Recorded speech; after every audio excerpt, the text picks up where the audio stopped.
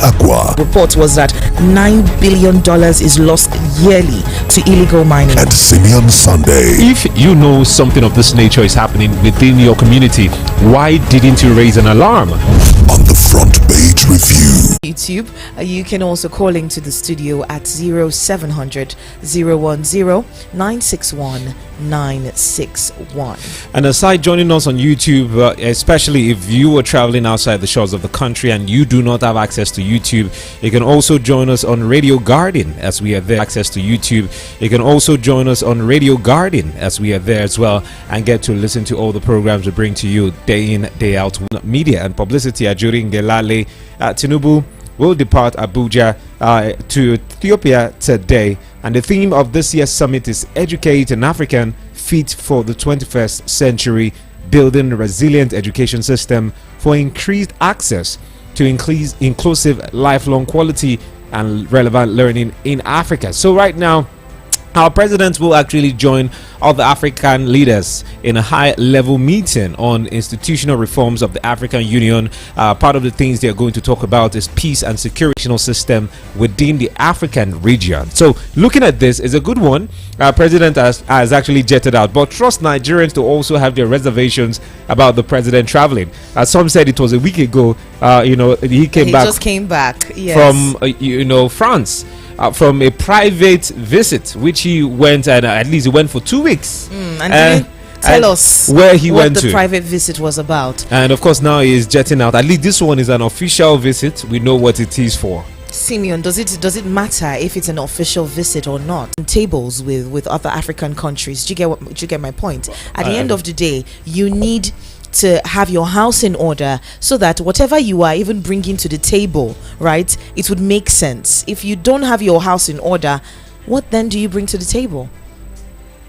Anyway, it is necessary whether you put your house in order. You need to understand that most of the troubles or challenges plaguing Nigeria is not specifically unique to Nigeria. We also have other countries going through similar issues. Other countries in general. We had the president visit the G20 summit last year.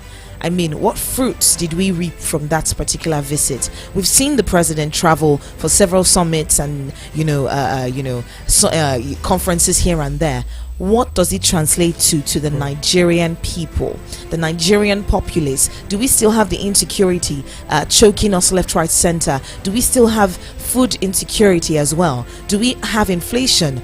Are we battling with different issues here and there? What problem disappears? Talking about security, food scarcity, and all of that.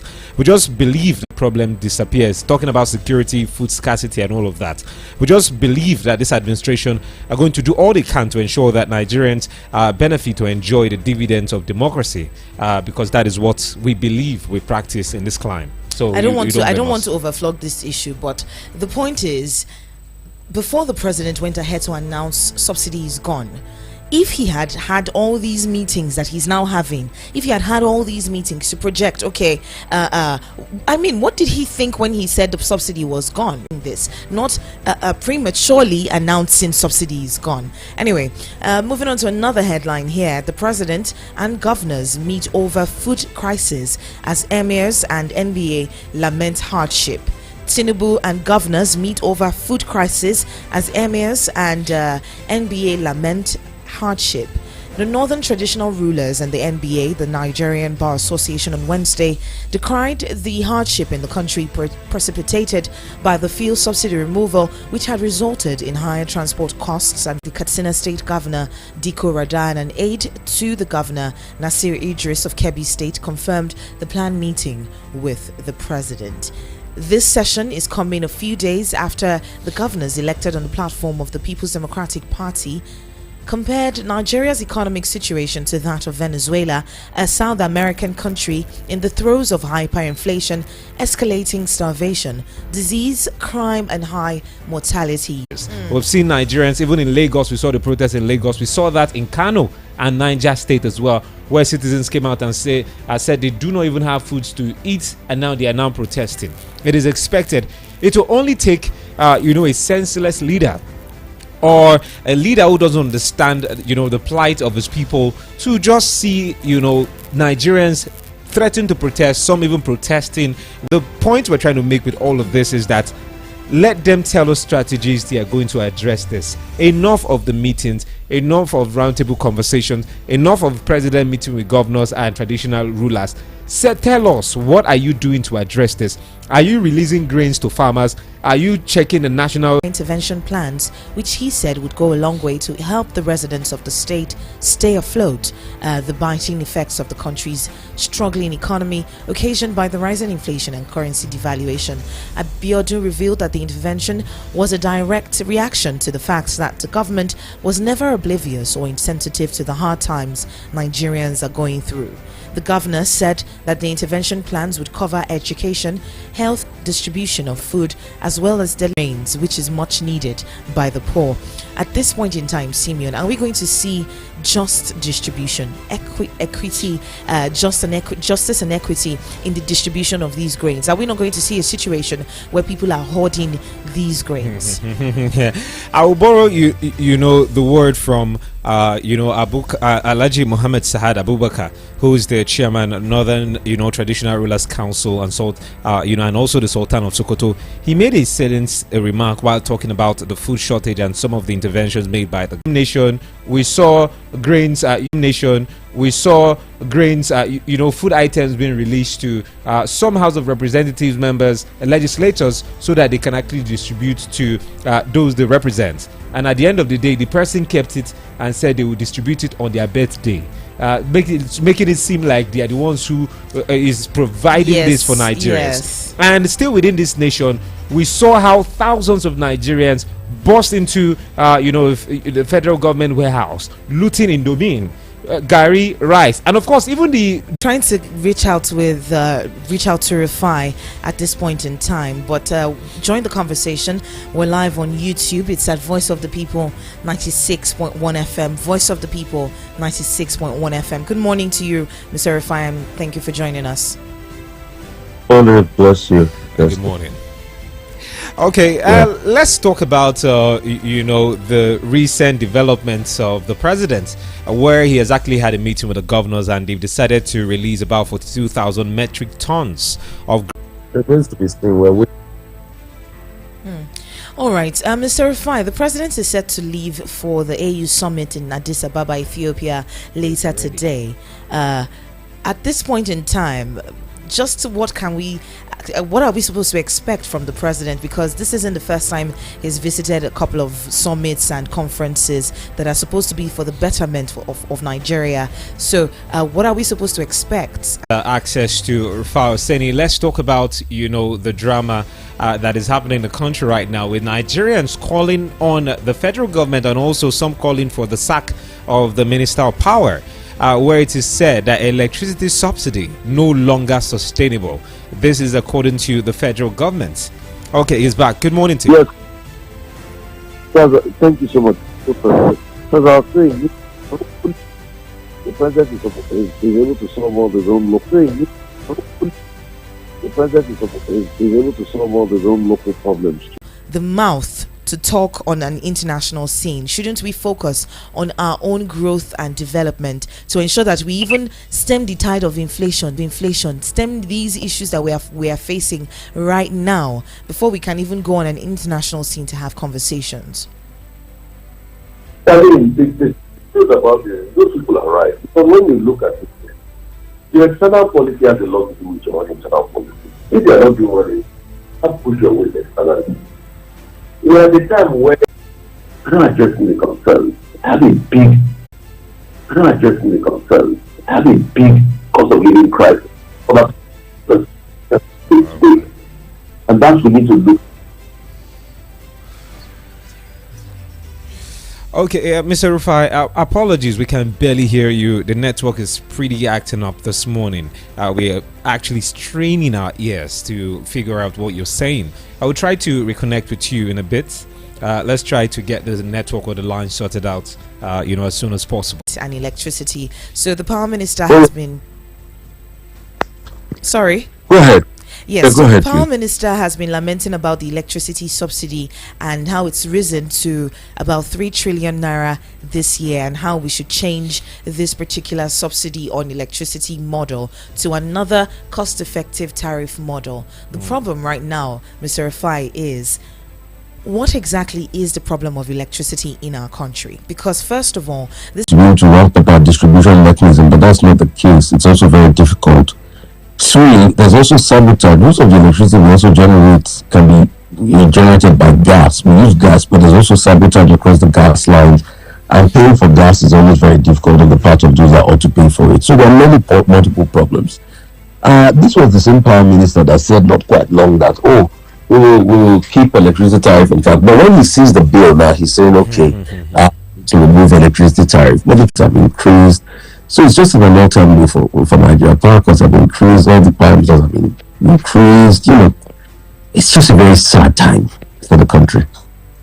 And we don't have a leader that is stretching over the issue enough, that is thinking, it's just waiting for it to pass.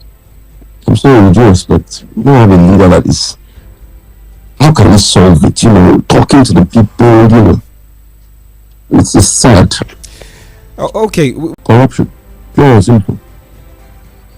Corruption, special interests that want to eat this country to the end.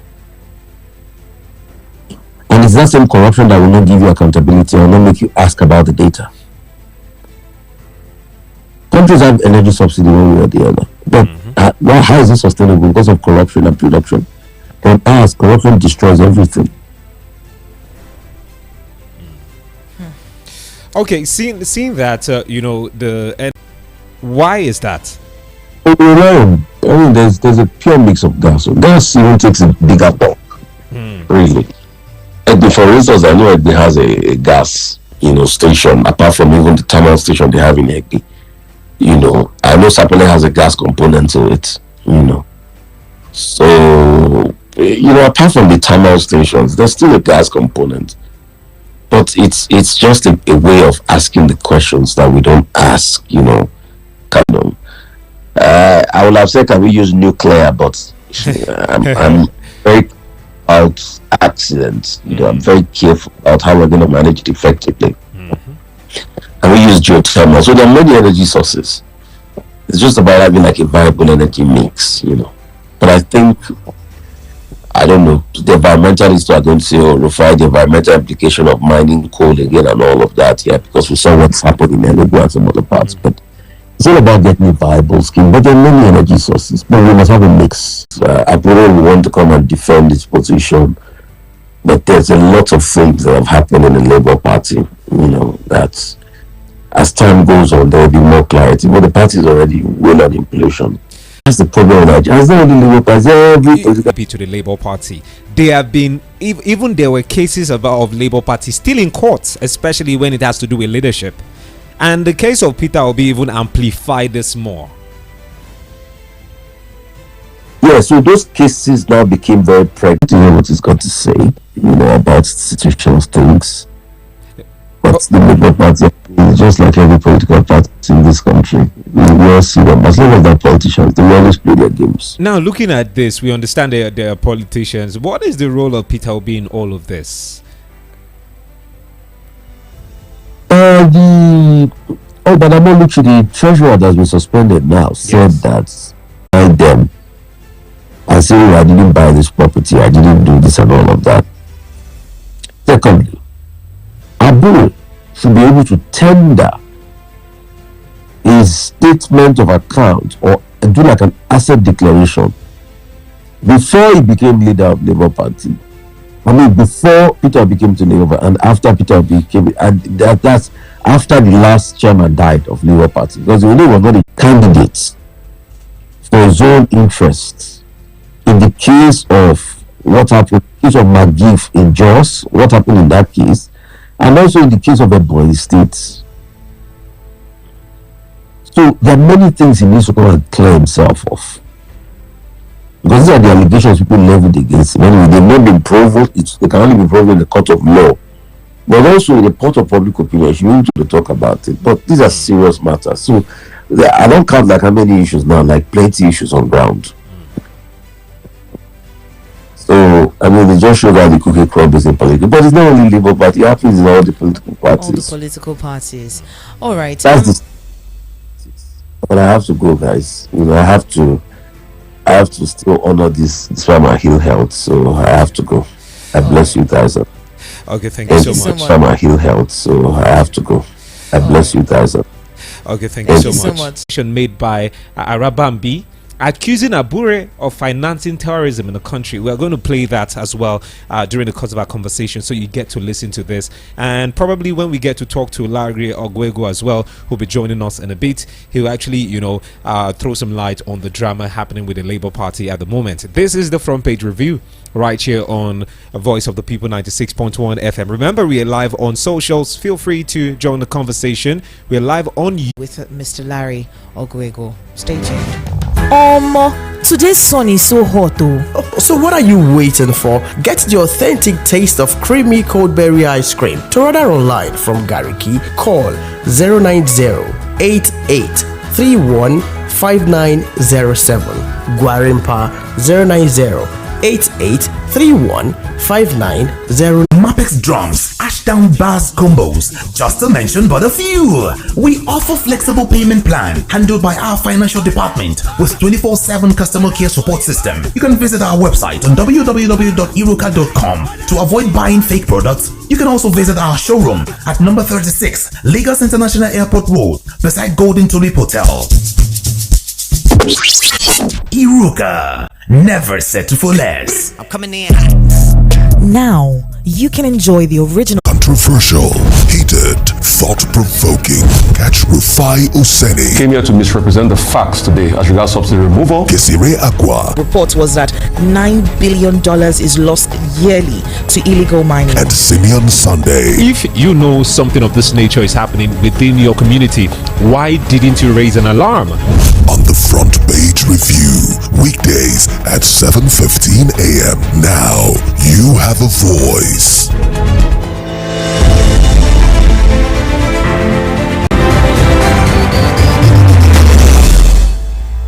You're welcome back. This is Front Page Review on Voice of the People 96.1 FM.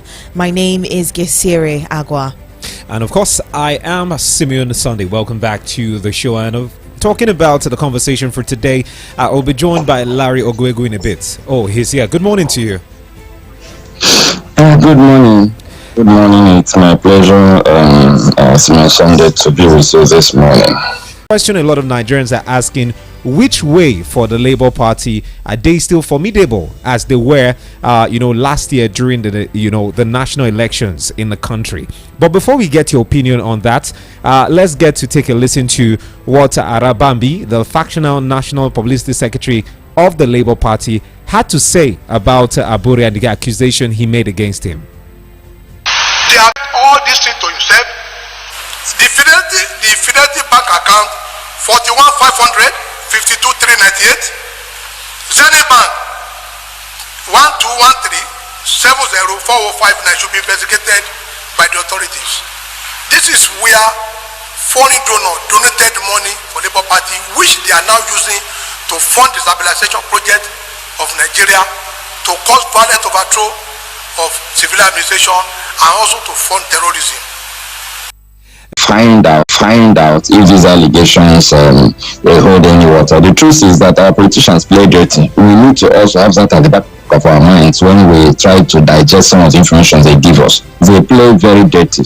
We know that most of the time politics are the basis for the allegations. We should also learn to sanction people who bandy information anyhow. Of course, there are several ways to ensure that such persons are sanctioned. Unfortunately, in Nigeria, you can say anything about anybody or institution, including giving police false information, and get away with it. So we need to begin to also look at things objectively. If you make false allegations against people and it's false, then you should go in for it. Rocked the presidential political scene at the time. Looking at post-elections, looking at a viable opposition party, is Labour Party living up to that expectation right now? I think Labour Party actually squandered an opportunity that came to them overnight. The foundation wasn't strong enough to carry the weight of responsibility that P2B's candidacy placed on them.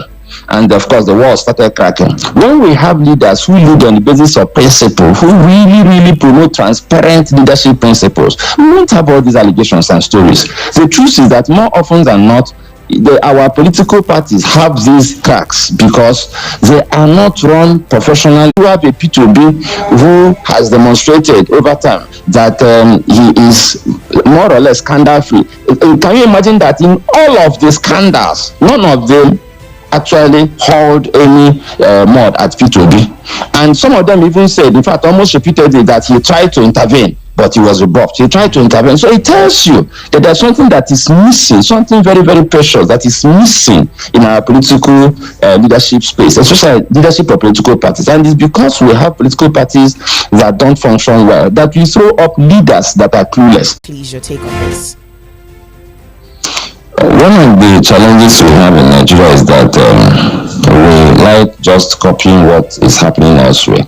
The parliamentary system of government has its own challenges, just like the presidential system has its own challenges. And we shouldn't be copying what they are doing in the West, hook, line, and sinker.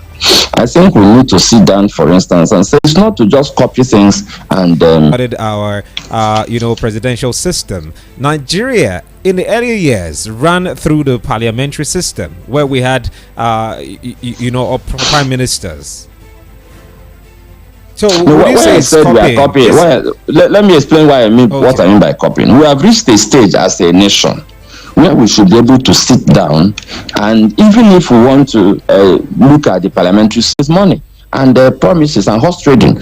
So when we say parliamentary system, we have to look at how it works. We'll be giving a lot of power to our legislators. So the question becomes, what quality of legislators do we have now? Are we going to put them in the dustbin? We cannot. So how are they going to choose our prime ministers? How are they going to perform as ministers? And then they fight to go and buy ticket to become a senator, because it's more lucrative than business. We need to make this issue of national service less lucrative. That is, let it be something you do because you're passionate about Nigeria. So we need to address the fundamentals while we also address the system.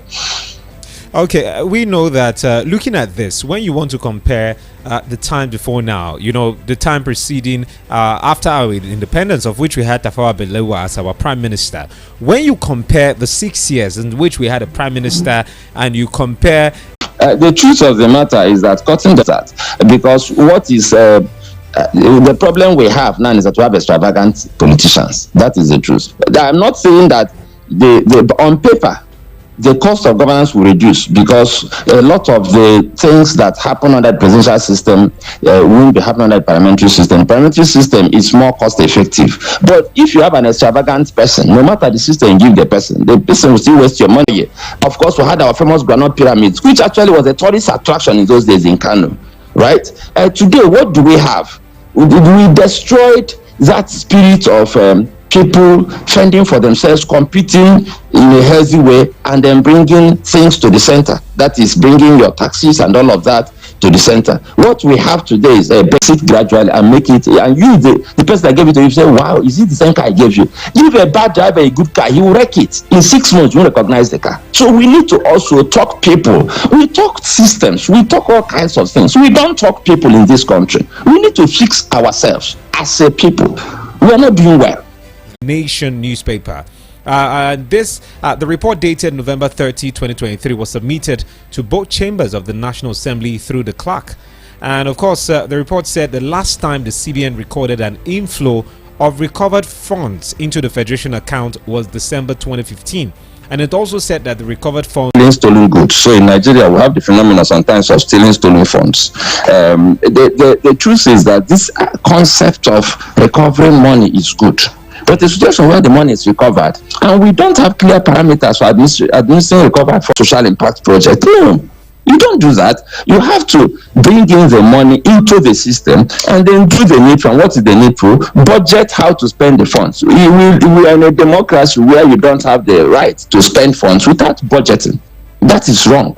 So we need to get to that point where we even set up a high-powered independent panel, and the kind of things the National Assembly should worry about. I mean, these are the kind of things they should be thinking about, not thinking about whether they should stop us from talking on social media and all of that. We have germane issues that a brilliant legislature should bring up. I say, can we have a legislation on how to manage the not just recovered funds from foreign countries, but recovered funds locally? Okay, we can continue like that. Before I ask you one more question, for those listening, remember you can be a part of the show. We are live on YouTube at Voice of the People Abuja. Feel free to go on that platform, watch us live, and subscribe to our page, or you send us a message on WhatsApp via the number 0700 010 961 961 0700 010 961 961. At the point of giving it to them, I've finished my job. I cannot compel them to use it properly. And so we need more information to know who to hold accountable. Because the way Nigeria works, if you come and tell all of us, oh, I gave them 350 million so that people can take advantage of the chaos and enrich themselves. So we should blame both these people who are not able to organize themselves, because if institutions like EFCC, ICPC, and all of those institutions, even the police, they recover things. Okay. If all of them should have a standard operating procedure, publish and say, I recovered 10 naira, I handed it over to the federal government, and that is my big of looted funds that are yet to be recovered. Ibado. Okay, thank you so much, Samson, for your message. Gessie? All right, thank you so much for joining the conversation this morning. For you listening, go ahead and leave us a message or two on our WhatsApp platform 0700 010